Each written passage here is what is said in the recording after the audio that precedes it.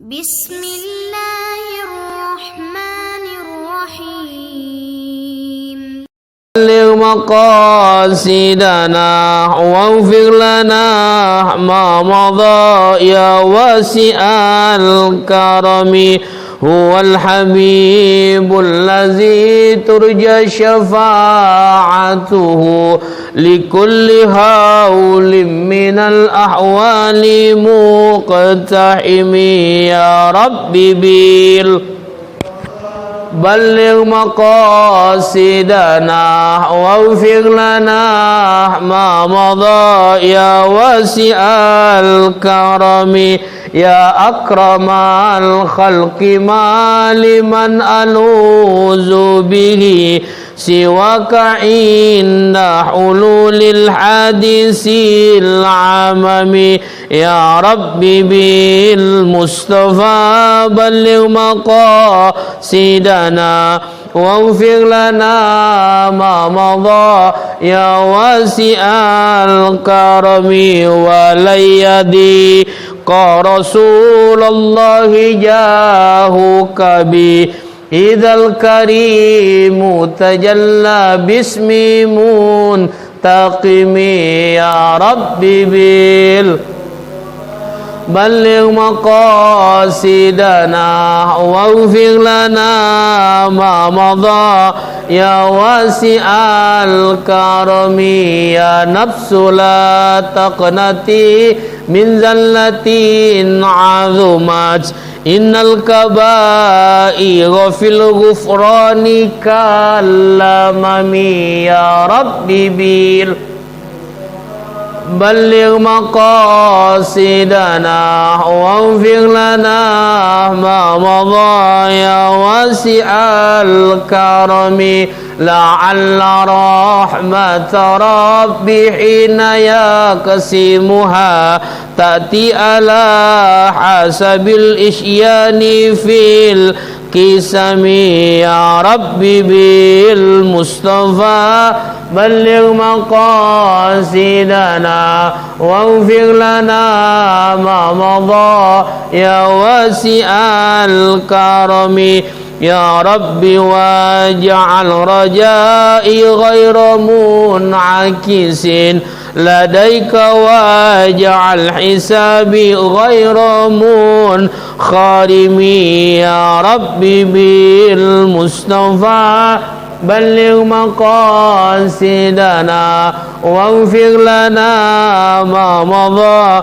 يا واسع الكرم والطف بعبدك في الدارين إن له صبرا متى تدعوه الأحوال ينهرم يا ربي بالمصطفى بلغ مقاصدنا واغفر لنا ما مضى يا واسع الكرم وأذن لسوب صلاة منك دائمة على النبي بمنحل ومنسجم يا ربي بالمصطفى بلغ مقاصدنا واغفر لنا ما مضى يا واسع الكرم والآل والصحب ثم التابعين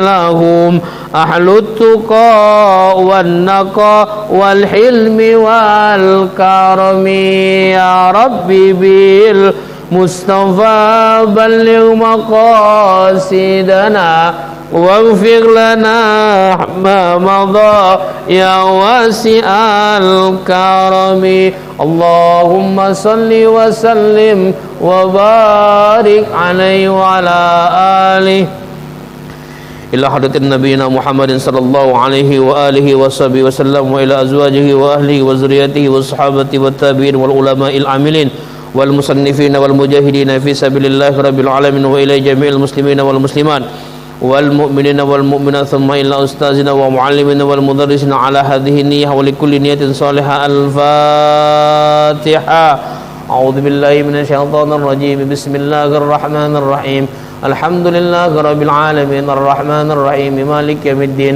إياك نعبد وإياك نستعين اهدنا الصراط المستقيم صراط الذين أنعمت عليهم غير المغضوب عليهم ولا الضالين آمين. الفاتحة إلى العلماء الشيخ العالم والفاضل أبي عبد المؤتي محمد نبي البنتاني والشيخ الإمام العالم والفاضل السليم ابن سمير الحضرمي وإلى الأستاذنا كي حجي أحمد شافعي يونس وأستاذنا كي حجي أحمد يوسف زلدي ولجميع العلماء في مملكة بنقلو على هذه النية ولكل نية صالحة. الفاتحة. أعوذ بالله من الشيطان الرجيم بسم الله الرحمن الرحيم الحمد لله رب العالمين الرحمن الرحيم مالك يوم الدين إياك نعبد وإياك نستعين اهدنا الصراط المستقيم صراط الذين أنعمت عليهم غير المغضوب عليهم ولا الضالين آمين. سبحان الله وبحمده سبحان الله وبحمده سبحان الله وبحمده نستغفر الله العظيم. بسم الله الرحمن الرحيم. السلام عليكم ورحمة الله وبركاته. الحمد لله رب العالمين الحمد لله الذي أرسل رسوله بالهدى ودين الحق ليظهره على الدين كله وكفى بالله شهيدا. أشهد أن لا إله إلا الله وحده لا شريك له إلها واحدا وربا شاهدا وأشهد أن سيدنا محمدا عبده ورسوله لا نبي بعده. اللهم صل وسلم على سيدنا وحبيبنا وشفيعنا وقرة أعيننا سيدنا ومولانا محمد افتح باب رحمة الله عدد ما في علم الله صلاة وسلاما دائمين بدوام الملك الله وعلى آله وصحبه وسلم. Alhamdulillah, syukur kita masih dipertemukan oleh Allah dalam keadaan sehat walafiat, dalam keadaan nikmat kesempatan, sehingga kita masih dituntun oleh Allah untuk beribadah kepada Allah Subhanahu wa taala, menjalankan kewajiban kita kepada Allah, yaitu salah satunya salat maghrib berjamaah. Mudah-mudahan apa yang kita lakukan, apa yang sudah kita gawe ke pada hari ini, insya-Allah bernilai ibadah di sisi Allah Subhanahu wa taala, dan insya-Allah ini menjadi penyebab dosa kita diampuni oleh Allah Subhanahu wa taala.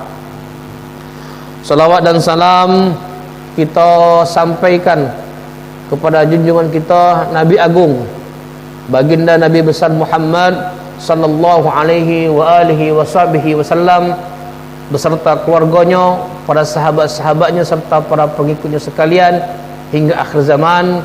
Dan mudah-mudahan kita bagian dari umat Nabi Muhammad sallallahu alaihi wa alihi washabihi wasallam yang bakal mendapatkan syafaat beliau kelak di yaumil qiyamah. Amin ya rabbal alamin. Alhamdulillah, kita masih istiqamah untuk belajar ilmu Allah Subhanahu wa taala. Mudah-mudahan langkah kaki bapak-bapak pada jamaah majlis taklim ini bernilai ibadah dan insya-Allah menambah ilmu pengetahuan kita tentang hukum-hukum Allah, sehingga ini bisa kita jadikan sandaran untuk kita istiqamah dalam menjalankan ibadah kepada Allah Subhanahu wa taala. Kita lanjut pelajaran kita, yaitu masih berkenaan dengan yang berhubungan dengan niat, ya. Jadi agak panjang masalah pembahasan niat ini. Tapi mudah-mudahan walaupun kita akan selesaikan tentang niat ini, insya-Allah ini menambah kekuatan kita, keyakinan kita bahwa pentingnya niat ini dalam melakukan suatu amalan yang semuanya itu harus karena Allah Subhanahu wa taala, ya. Bismillahirrahmanirrahim. Qala al-muallim rahimahullah wa ta'ala wa nafani fid daril amin. Qala Syekh radhiyallahu an, kata beliau, wa kaifiyatuha kama qala al-Hisni in kanal mutawaddi'u saliman la illata bihi ayyanwiya ahada salasati umurin. Jadi kata Imam Nawawi Al-Bantani, wa kaifiyatuha, dan adapun cara niat kita berwudu, kama qala al-Hisniyu, sebagaimana aku ambil pendapat dari ulama atau syekh, yaitu yang bernama Syekh Hisni. In kanal mutawaddi'u saliman la illata bihi, kata Syekh Hisni, jika seseorang berwudu ya, dalam keadaan normal, saliman, dalam keadaan normal ataupun sehat, la illata bihi, tidak katik penyakit, tidak ada penyakit. Perkataan Syekh Hisni ini terdapat dalam kitab Kifayatul Akhyar, bab tentang faraidul wudu, ya, tentang wajib-wajibnya wudu, dari kitab Kifayatul Akhyar. Jadi kata Syekh Hisni, ya, jika orang yang berwudu itu saliman, dalam keadaan normal, sehat, la illata bihi, tidak ada penyakit bagi seseorang yang berwudu tadi, ayyanwiya ahada salasati umurin, maka ia mesti berniat berwudu, ya, dari salah satu 3 perkara. Jadi bahasa kita macam ini. Syekh Hisni ini, pendapat Syekh Hisni ini yang tercantum dalam kitab Kifayatul Akhyar, ya, dalam bab faraidul wudu, diambil pendapat beliau oleh Syekh Imam Nawawi Al-Bantani, bahwa kata beliau, kalau kita nak berwudu yang memang posisi kita dalam keadaan sehat, dalam keadaan normal, la illata bihi, tak ada penyakit, ya, tak ada penyakit, maka ada 3 perkara cara kita untuk niat berwudu. Bahasanya macam itu. Ada 3 cara, ya. Jadi 3 cara ini kalau kita ambil dari salah satunya, maka secara niat ini hukumnya syah untuk berwudu. Macam itu penjelasan singkatnya. Ahaduha, kata Syekh ini, salah satunya dari 3 perkara tadi, ayyanwiya raf'al hadasi awit taharata anil hadasi awit taharata lis-salati.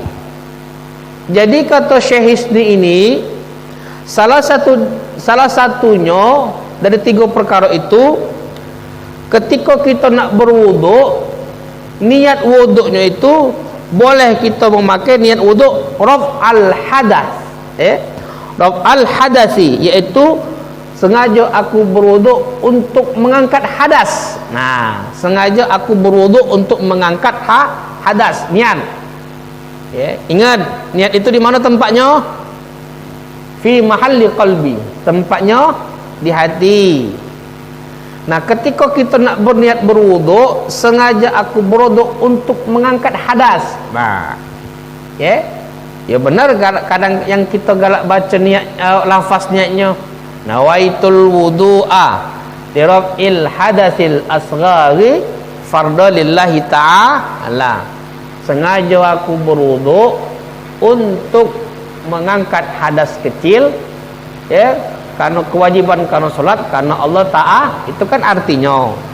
Tapi secara hati boleh kita dalam hatinya ngomong macam ini, sengaja aku berniat untuk mengangkat hadas, ya.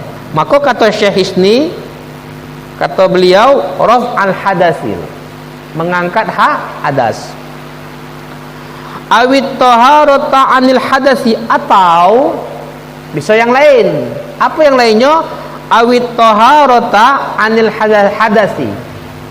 Apa yang lainnya? Yaitu bersuci, ya, bersuci dari hadas. Tadi kan raf'al hadas, mengangkat hadas. Atau niat kita boleh bersuci dari hadas. Jadi tadi yang pertama kata Syekh Hisni mengangkat hadas, yang kedua boleh kita berniat wuduk, sengaja aku berwuduk untuk bersuci dari hadas. Atau boleh lagi yang lain, awit taharata lis salati, atau sengaja aku berwuduk bersuci untuk solat. Terserah pilih yang mana. Boleh kalau nak tiga-tiganya lagi lajulah. Tinggal kita berfikir, wong ini kelamunya bodoh, lembek niat lagi lama, macam itu. Silakan. Saking dijelaskan oleh para alim ulama macam itu. Benar kalau kita hubung ke dengan lafaz niat wuduk tadi. Lafaz niat wuduk tadi, nawaitul ghusla nawaitul wudu'a lighafil hadasil asghari fadlillahi taala. Macam itu. Jadi boleh kalau bapak-bapak jamaah terserah nak pakai yang mana. Yang penting ada di dalam hatinya, ada ni sengaja aku berwuduk untuk mengangkat hadas karena Allah Ta'ala, boleh. Sengaja aku berwuduk untuk bersuci dari hadas karena Allah Ta'ala, boleh. Sengaja aku berwuduk untuk bersuci, sengaja aku berwuduk bersuci karena solat karena Allah Ta'ala, boleh. Silakan pilih yang mana. Mana lemaknya, mana lemak, mana yang mudah kita pakai. Itu yang pertama itu. Baru yang pertama. As-sani, lalu yang kedua kata Syekh Hisni radhiyallahu an, ayyanwiya istibahatas salata aw ghairiha mimma la yubahu illa bit-taharati. Jadi kata beliau yang kedua, ayyanwiya, dia berniat istibahatas salati, untuk diperbolehkan salat. Istibahatas salati, untuk dia diperbolehkan salat. Sengaja aku berwuduk untuk diperbolehkan salat. Itu. Sengaja aku berwuduk untuk diperbolehkan salat, untuk diperbolehkan amalan untuk diperbolehkan melakukan solat. Silakan, tak apa-apa. Niat wuduknya macam itu. Jadi memang niat ini suatu yang kita mungkin anggap remeh, tapi ternyata bagian dari wajibnya wuduk. Bagian dari wajibnya wuduk yang harus kita tidak tinggalkan di dalam berwuduk. Au ghairiha, atau selainnya, mimma, dari berbagai ibadah, la yubahu illa bit-taharati, yang tidak dilakukan kecuali dengan bersuci. Maksudnya macam mana? Contoh misalkan, kan kita ambil contoh, kita nak baca Quran. Kita ambil contoh, kita nak baca Al-Quran. Dalam Quran surah Al-Waqi'ah jelas itu, la yamassuhu illa mutahharun, ayat 79 kalau tidak salah. Kata Allah, jangan kau pegang Quran itu kecuali dalam keadaan suci. Menurut kata para alim ulama, maksudnya dalam keadaan berwuduk. Artinya ketika kita nak berwuduk, kita ni niat dalam hati, sengaja aku berwuduk untuk membaca Quran. Selain dari yang tadi, selain dari yang tadi yang kita jelaskan, dari yang pertama tadi, termasuk dengan niat untuk diperbolehkan solat tadi, atau awaiha. Siapa yang apa yang awaiha tadi? Ialah sengaja aku berwuduk untuk membaca Al-Quran.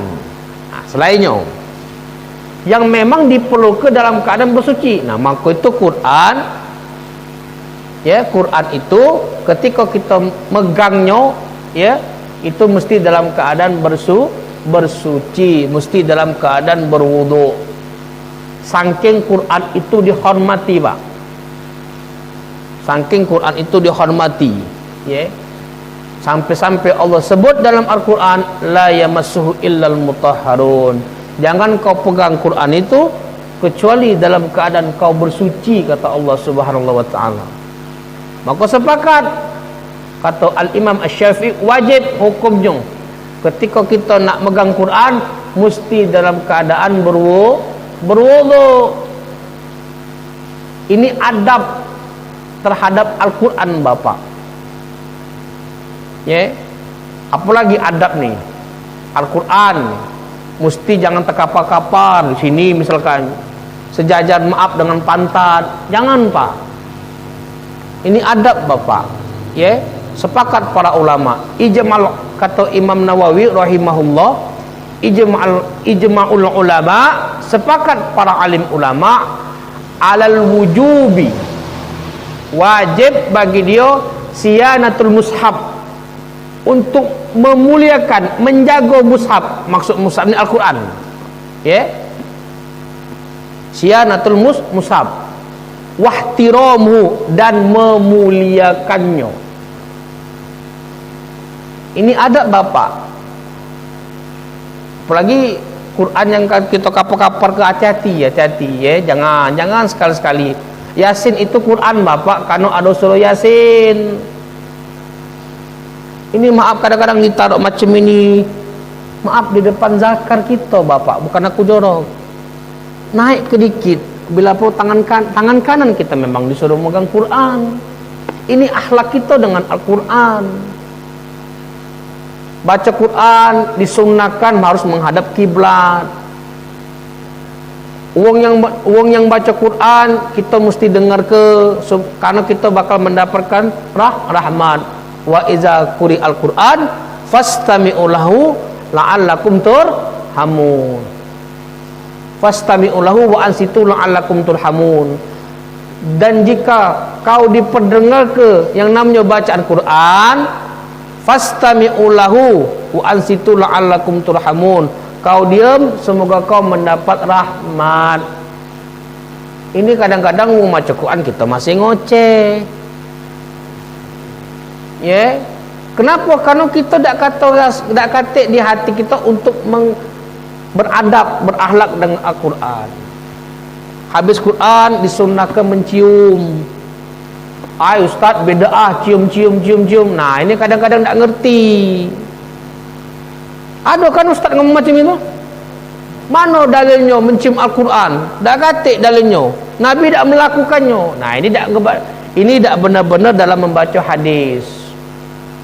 Al-Imam Jalaluddin As-Suyuti, Imam Jalaluddin As-Suyuti ini pengarang kitab Tafsir Jalalain bersama dengan Al-Imam Jalaluddin Al-Mahalli. Maka itu namanya Jalalain, ya, Jalalain.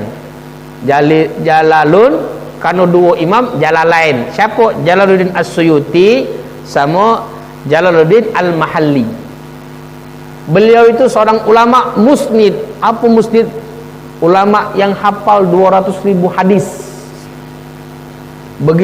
Berikut matan dan sanadnya. Bukan kita hafal hadis, hafal sanad, lupa matan. Hafal matan, lupa sanad. Baru 3 hadis mulai ngatur ke bid'ah. Segala bid'ah, singgunya tak boleh kalau. Mencium Al-Quran itu, kata Al-Imam Jalaluddin As-Suyuti rahimahullahu ta'ala, kata beliau, itu perbuatan sunnah. Mana dalilnya? Dalilnya sahabat Ikrimah bin Abu Jahal, anak dari Abu Jahal, bukan Abu Jahal, Abu Lahab. Ikrimah bin Abu Lahab, anak dari Abu Lahab. Ketika dia membaca Al-Quran, yang jelas pasti sudah masuk Islam. Itu Quran dicium oleh beliau, oleh anak dari Abu Lahab tadi. Zaman sahabat itu dalil pertama. Maka sunnah kata Al-Imam Jalaluddin As-Suyuti, sepakat para ulama. Lalu dalil yang kedua, sahabat Rasul pernah lihat Sayyidina Umar ibn Khattab radhiyallahu an mencium Hajar Aswad. Sayyidina Umar ni sambil ngomong, sesungguhnya wahai batu Hajar Aswad, aku menciummu ni padahal kau ni batu. Kalau bukan aku melihat Rasulullah mencium ini, aku tak bakal mencium kau Hajar Aswad. Lalu kenapa dikait ke hadis itu, Ustaz? Kiasannya kalaulah boleh batu Hajar Aswad dicium oleh Rasulullah dan Sayyidina Umar, ngapa Quran tak boleh? Padahal batu adalah sebuah benda yang memang batu ini dari surga, yang awalnya kata Rasulullah seputih susu, tapi banyak orang yang dosa mencium ini berubah menjadi hitam. Maka ini dalilnya kita sunnah untuk mencium Al-Quran. Ini bagian dari kita mentakzim ke, memulia ke Al-Quran. Al-Quran itu secara makna kita baik-baik merupakan wahyu dari Allah yang Allah turunkan kepada malaikat Jibril, kepada Nabi Muhammad melalui malaikat Jibril. Ini kadang-kadang dikatakan bid'ah mencium Quran. Di mana logikanya? Bukan kita tu mengaku Quran tu Tuhan, itu perkataan Tuhan, mesti kita mulia ke. Maka itu salah satunya kita hormati Al-Quran, kita tempat ke, jangan di bawah, mesti di atas atau setinggi kepala kita, yang memang jauh dari, maaf ngomong, dari kaki kita. Habis baca Quran kita cium, bagian dari kita menghormati Al-Quran. Nah, ini harus timbul adab kita terhadap Al-Quran, Bapak. Jangan sebasengan. Ini kadang-kadang dimasuki dalam sarung Yasin itu. Ya, kenalah setua itu. Astagfirullahalazim. Mambu pula kaget. Kadang-kadang ketika Yasinan dibagi diuntal-untal. Ini kan mak mano ceritanya? Yasin, Bapak, ini Al-Quran itu. Maka kita harus beradab kepada yang namanya surat atau surat Yasin ataupun bagian dari Al-Quran.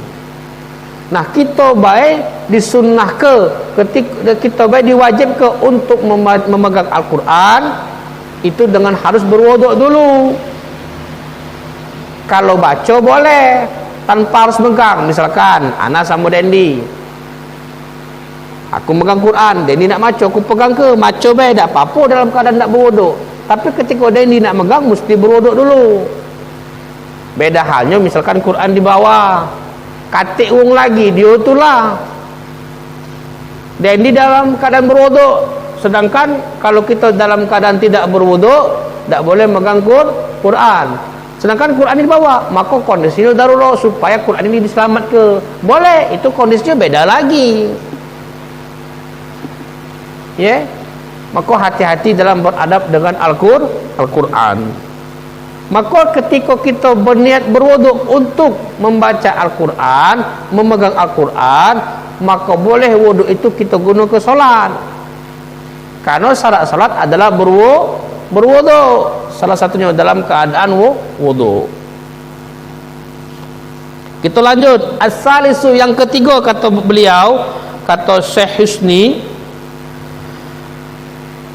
ayyanwiya fardul wudu'i au ada al wudu'i awil wudu'a wa in kana nawi sobiyan au mujaddidan. Jadi kata beliau, yang ketiga, ketika ia dapat berniat fardul wudu, yaitu berniat fardul wudu, wajibnya berwudu. Sengaja aku berwudu, bagian dari wajib. Sengaja aku menjalankan wajib fardu wudu misalkan. Au ada al wudu, atau sengaja aku menunaikan wudu, dia berniat macam itu. Awil wudu, atau dia cuma berniat sengaja aku berwudu. Lebih ringkas lagi tu, sengaja aku berwudu, tidak kata embel-embelnya baik. Ya. Wa in kana nawi sabiyan, walaupun yang berniat itu seorang anak-anak. Ya. Au mujaddidan, atau dalam kondisi nak memperbarui wudu, maka boleh ketika kita berniat di salah satu itu. Sengaja aku berwudu karena Allah Ta'ala, tak kata embel-embel yang lain. Sengaja aku berwudu mengangkat hadas, tak kata. Sengaja aku bersuci dari hadas, tak kata. Dia cuma sengaja aku berwudu karena Allah Ta'ala, boleh. Pilih yang mana lemak gitu, yang mudah bagi kita, sehingga kita tumakninah untuk beribadah kepada Allah Subhanahu wa Ta'ala. Wudu jadi wajib kalau itu perkara solat dan perkara kita memegang Al-Quran. Tapi wudu jadi sunnah, sekadar wudu baik, bukan untuk solat segala macam. Karena dia pengen badannya supaya ketika kemana-mana dalam keadaan berwudu. Maka itu wong yang dalam keadaan wudu, kaget di yaumil qiyamah, inna ummati fi yaumil qiyamah hiyal wudu al muhajjaluna min atharil wudu. Kaget orang-orang, kata Nabi, yang mendawamkan wudu, dirinya dalam keadaan berwudu, kaget di yaumil qiyamah, wajahnya terang, tangannya terang. Ya. Jadi kalau kita di yaumil qiyamah nyingok wong yang semacam itu, berarti semasa di dunia dia sering berwudu, menjaga dirinya harus dalam keadaan berwudu. Salah satu keutamaan berwudu. Tinggal kita pilih nah yang mana kita berniat, ya.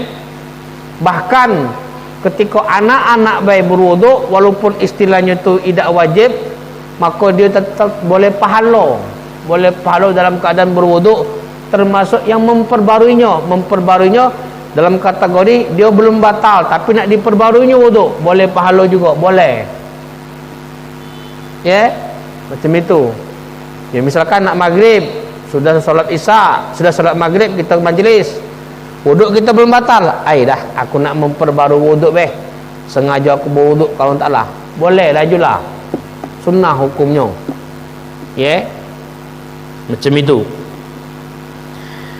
Tapi dijelaskan oleh ulama, amma sahibud darurah kasalisul baul wa nahwihi fala takfihi niyyatu raf'il hadathi awit taharati anhu. Jadi kata Imam Nawawi, adapun orang amma sahibus darurah, adapun orang yang dalam keadaan kondisi darurat, ya, kondisi darurat, kasalisil baul, seperti dia apalah bahasanya, beser. Nah, ya, dia dalam keadaan beser, dia ni 10 menit kencing terus, 10 menit kencing terus, saya dah baca kan. Cuma itu kaget kita masuk hukumnya, cak mana kita menyiasati bagi wong yang dalam keadaan beser tadi, ya. Tapi kaget itu masuk. Tapi yang diterangkan ini, kalau ada dalam keadaan darurat seperti dalam keadaan beser tadi, wa nahwiwi atau semacamnya, fala takfihi niyatu raf'il hadasi awit taharatil anhu, maka tidak cukup baginya, istilahnya tidak sempurna, tidak cukup baginya niyatu, kalau dia berniat raf'il hadasi, cuman untuk mengangkat hadas, ya, awit taharati anhu, atau untuk bersuci dari hadas. Lianna wudu'ahu mubihun la rafi'un, karena sesungguhnya wudu itu mubihun la rafi'un, hanyalah sebagai pemboleh solat, bukan pengangkat hadas. Jadi wudu yang dilakukan bagi mereka yang dalam keadaan darurat sebagai pemboleh solat, bukan untuk mengangkat hadas. bukan untuk sebagai pengangkat hadas, cuman sebagai boleh ke dia solat baik. Kata-katanya fala takfihi, bukan tak boleh, tidak mencukupi bagi mereka yang dalam keadaan kasalisil baul, beser. Ketika dia berniat untuk mengangkat hadas, maka belum cukup bagi dia niatnya, karena wudu itu hanya sebagai pemboleh solat. Maka wong yang macam ini ada caranya ketika dia dalam keadaan beser. Kaki kita pintas jelas ke. Misal maghrib jam berapa? Jam 6:05. Dia ini wong yang dalam keadaan beser mesti bersih diri dulu pada saat waktu maghrib masuk. Jangan sebelum masuk. Jangan sebelum masuk. Allahu Akbar, Allahu Akbar, azan maghrib masuk. Nah, dia berberes. Wong yang dalam keadaan beser berberes dia. Maksudnya bersuci, bersih ke sudah dia berwuduk. Nah, berwuduk, sengaja aku berwuduk untuk mengangkat hadas, untuk diperbolehkan salat karena Allah Taala. Sudah dia pakai pampers kan? Karena kan namanya beser, keluar terus kan? Misalkan setiap 5 menit sekali kencing dia pakai pampers. Jangan tak pakai pampers, kaget terkencing pula di masjid. Sudah bersih ke galok, berwuduk pakai pampers, dia solat. Kalau dia ngencing lagi tak apa-apa, solatlah, karena dia dalam keadaan sakit. Tapi tekniknya macam itu. Jangan dia melakukan wudu itu sebelum masuk solat. Masuk dulu waktu solat, baru dia berbersih, berwudu, pakai pampers. Dia penyakit. Ketika dia solat, keluar lagi dia, misalkan 2 tetes, 3 tetes, lajulah, tetap lakukan solat, sah hukum solatnya. Karena dia dalam keadaan sakit, kasalisil darurah, kasalisil baul, penyakit beser. Tapi kaget pas masuk waktu solat isya, ulangi lagi macam itu dia. Nyiasatinya macam itu. Ini khusus bagi yang namanya penyakit beser tadi. Kalau kita insya-Allah tidak terkena penyakit beser atau penyakit yang enggak sering keluar kena. Ya, macam itu. Masih lama? Hah? 12 lagi deh. Nah, sekot lagi ya. Ya. Wa ammal mujaddidu fayamtani'u alaihi niyatur raf'i wal istibahati wat taharati anil hadathi. Dan adapun bagi mereka yang mujaddidu, yang memperbarui wudu, bagi mereka yang ingin memperbarui wudu artinya dia sudah wudu, ya, belum batal, nak diperbaruinya lagi, ya. Fayamtani'u alaihi niyatu raf'il, maka dilarang atasnya berniat untuk mengangkat hadas. Jadi dia nak memperbarui wudu, padahal belum batal, wuduk lagi dia, tapi dia berniat sengaja aku berwuduk untuk mengangkat hadas. Nah, itu tak boleh. Ngapa tak boleh?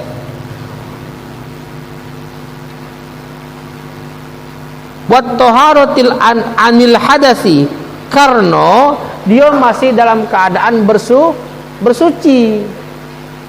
Jadi kalau dia nak berwuduk, cukup sengaja aku berwuduk karena Allah Ta'ala, selesai. Jangan difungsikan untuk mengangkat hadas. Tidak boleh, kata para alim ulama. Ngapo? Dia itu sudah suci, apa lagi nak diangkat?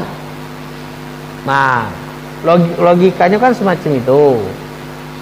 Jadi bapak-bapak jamaah yang pengen memperbarui wudu, silakan, boleh dapat pahala, tapi niatnya diubah, cukup sengaja aku berwudu karena Allah Ta'ala, selesai. Jangan ditambah sengaja aku berwudu untuk mengangkat hadas, jangan. Ya, kenapa? Karena bapak tu masih dalam keadaan suci. Apa dia lagi nak diangkat hadasnya? Karena sudah beda lagi kalau sudah terkencing, itu sudah ada hadas lagi kita. Maka kita harus wudu ulang. Macam itu. Nah, kalau wuduk ulang dalam kategori kita lah batal, boleh kita untuk mengangkat hadas. Ini yang sudah ada wuduk nak diperbaruinya, maka cukup sengaja aku berwuduk karena Allah Ta'ala. Nah, mudah-mudahan pelajaran kali ini bermanfaat bagi kita, menambah wawasan kita, pengetahuan kita, sehingga kita bisa amalkan kepada diri kita dewek dan keluarga kita, tunjuk tahu sama keluarga kita, sampai ke balighu anni walau ayah. Ilmu ini dan ilmu jariah, kita sampai kepada uang bini kita, anak kita, keluarga kita, dia mempraktekkan apa yang kita sampaikan, maka kita boleh pahala yang namanya ilmu jariah. Idza matal ibnu adam in qata'a amalu illa salasin. Kalau keturunan Nabi Adam mati, maka terputuslah seluruh amal kecuali 3. Shadaqatun jariyah, sedekah jariyah, al ilmu yuntafa'u bihi, ilmu yang bermanfaat, wa walidun salih yad'ulah, dan doa anak yang soleh bagi kepada orang tuanya. Nah, kita kasih tahu ilmu ini dipraktek ke bermanfaat bagi mereka, maka kita boleh pahala. Amin ya rabbal alamin. Yang nak bertanya silakan bertanya sebelum kita tutup.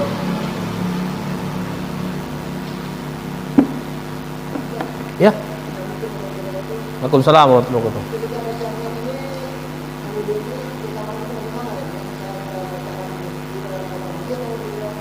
Oke.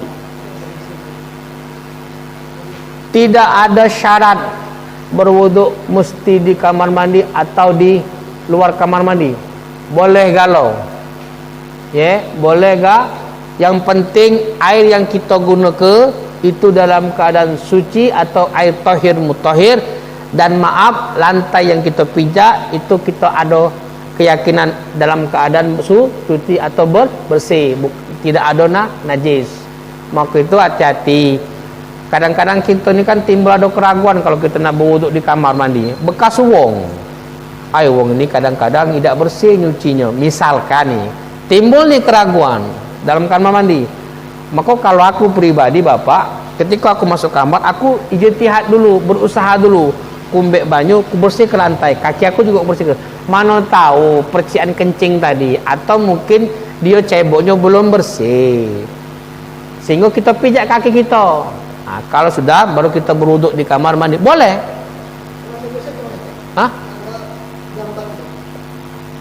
Maksudnya, WC dalam keadaan yang ada jamban, tidak masalah. Ya, dia kan satu ruang, bak, jamban kan. Ya, kita tegak pun, tidak mungkin ada jambannya nian.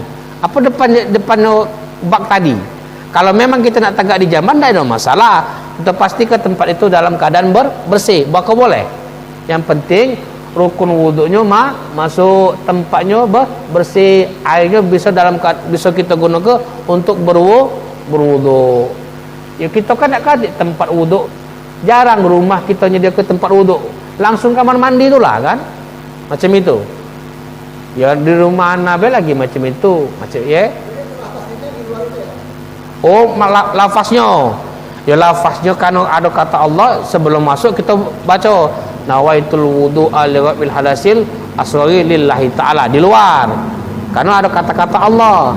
Tak boleh kita mengucap kalimat Allah atau Nabi di dalam kamar mandi yang ada WC, yang ada jambannya, tak boleh. Karena ngapa? Haram hukumnya. Tempat WC itu tempat najis kata para ulama. Tempat di mana kita buang kotoran, kencing segala macam. Maka haram kita menyebut nama Allah dan Nabi itu di dalam kamar mandi. Wallahu a'lam bishawab. Kalau niatnya dah mati, boleh dalam kamar mandi. Namanya niat dalam hati. Habis? Ya.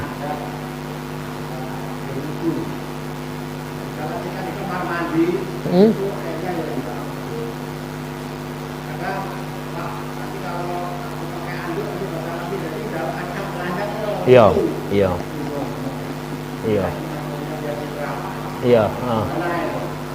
Mana wuduk dalam keadaan telanjang, boleh apa tidak?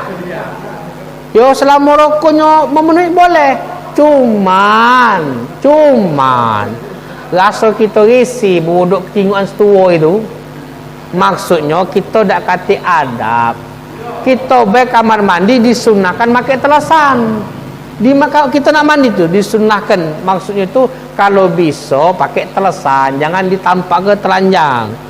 Ya kan? Karena kan itu tempat belis. Oh ya besar punya mamang ini je belis kan? Maka disunahkan pakai celana, pakai telasan. Kalau secara hukum memenuhi silakan. Cuman kita dak kati adab dak kati adab kata sesemat berwuduk dalam keadaan telanjang. Tapi secara hukum boleh. Ya, wallahu a'lam bishawab. Habis? Kalau habis kita tutup dengan doa. Jangan lupa habis sisa itu ada sedikit halaqah. Kita tutup dengan doa semoga ilmu yang ini bermanfaat bagi kita yaitu dunia akhirat. Amin ya rabbal alamin. Nastaghfirullahalazim, nastaghfirullahalazim, nastaghfirullahalazim. Alhamdulillahirabbil alamin. Allahumma shalli ala sayyidina Muhammad. Allahumma inna nas'aluka ilman nafi'an wa rizqan halalan thayyiban mubarakan wasi'an. Allahumma zidna ilman warzuqna fahman. Allahumma rzuqna fahman nabiyyin wa hifdzal mursalin wasyuhada'i wal awliya'i was solihin was sahabati wat tabi'in wal ulama'il amilin wal musannifin wal mujahidin fi sabilillah rabbil alamin. Rabbana atina fid dunya hasanah wa fil akhirati hasanah wa qina adzabannar. Walhamdulillahi rabbil alamin. Taqabbalallahu minna wa minkum taqabbal ya karim.